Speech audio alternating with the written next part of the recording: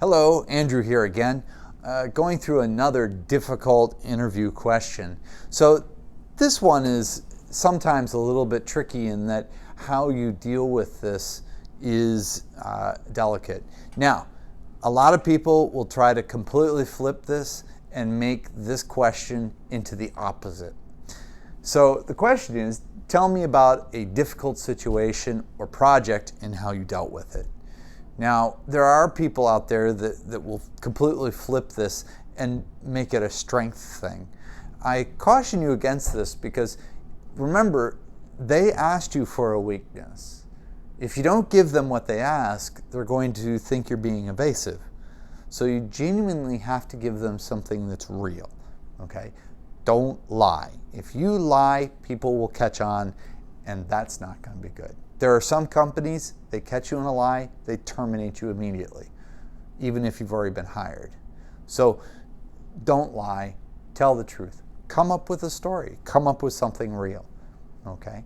Now, as I said, tell me a story, okay? This is one of my favorite things to teach, is how to tell a story, okay? Now, this is a particular story, and that you have a very particular motive in mind.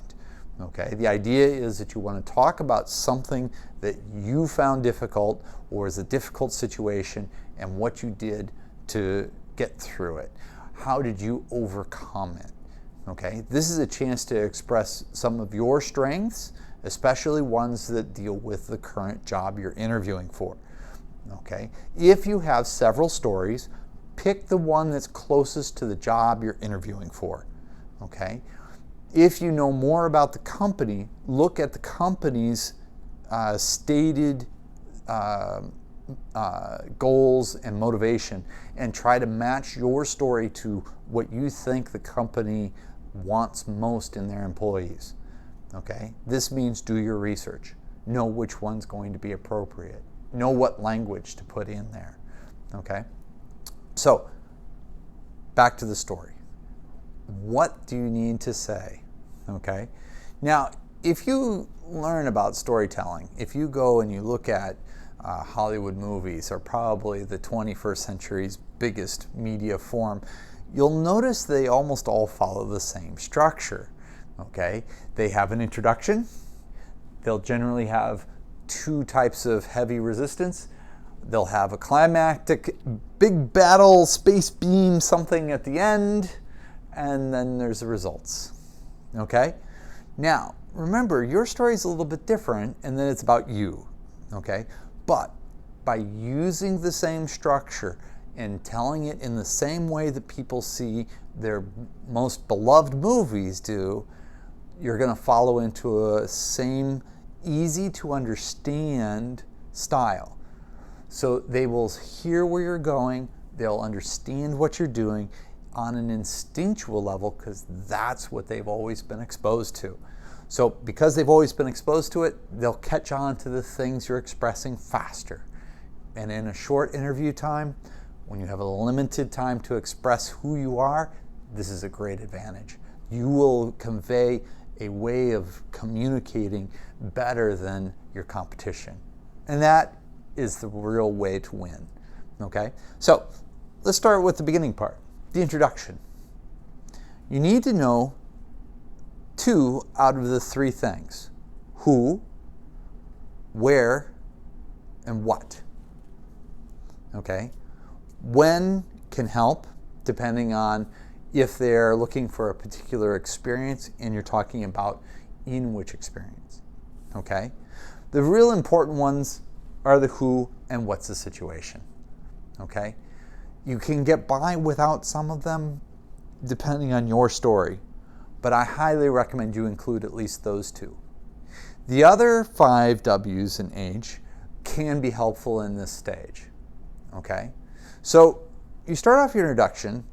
Who's there? You, your boss, your customers, your suppliers. Who's involved? What are they like?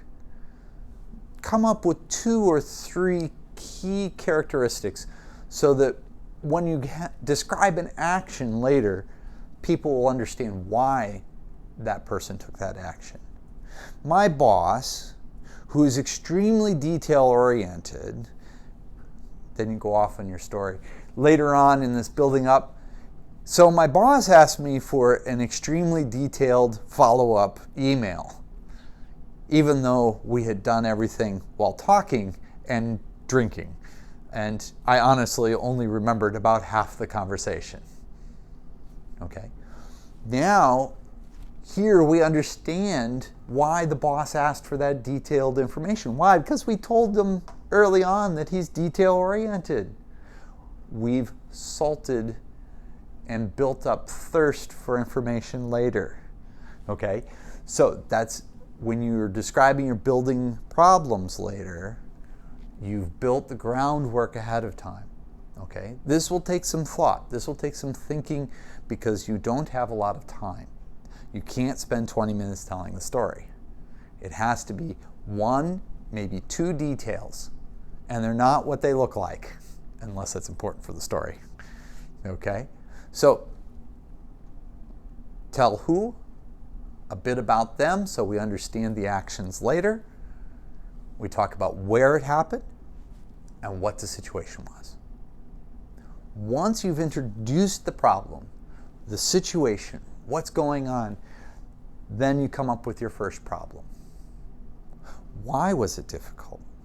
Why was this thing a problem? Why did it affect you? Okay? That's your goal in this stage here. You have to make some real stakes. You have to make it seem like it really was important. Okay?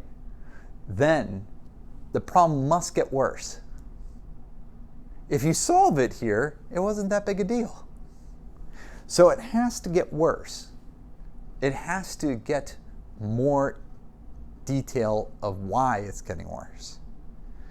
This is your chance to then bring up some of your bosses or whoever is in your story, some of their characteristics, and bring them out. And most importantly, your own characteristics. Why were you well suited in this situation to help out? Why were you able to solve these issues? Why were you able to fix the problem? What skills did you bring to bear? Show what you can do to get to the solution. Obviously, at the end, you have to show what the solution was. What was the big fix? How did you resolve it? What was the thing that made it from a problem to an opportunity? Okay? That's the top part there, the solution. Then, don't forget this. What were the results? What were the ongoing effects? Did you learn something? If you learned something, what do you do now differently? Well, I had a group of customers. They always treated me really badly. Throughout the situation, at the end, I learned that I must treat every customer as special. And now, every person I meet, I treat like a customer, somebody special. That shows that over this process, this difficult situation, this project, I learned something. And by showing that I learned something from this, I show that I am capable of changing and improving. Something that's going to be very important because most people come into a job and they don't hit the ground running. It takes some time. It takes some learning. So knowing that you are capable of learning, knowing that you have good skills, knowing that you know how to outline the problem, these are very valuable things to an employer. So this question comes up a lot because if it's answered well, you know that you have a great candidate on your hands and you seriously consider hiring them or pushing them on to the next level of interviews. So this is why they use this question a lot. This is why you need to prepare for it. You need to think carefully about it. If you're not quite sure where to go with this, you should consider looking at our YouTube videos. They can help you with the grammar.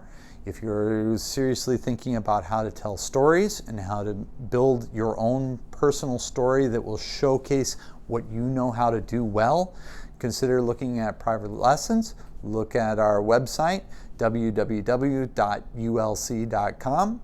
The link will be in the description. come see us. We can look at doing some private lessons, and I can coach you personally in getting you to your best potential story. I hope you learned something. I'll probably do a pure storytelling one later, so please check out and subscribe, and I hope to see you soon.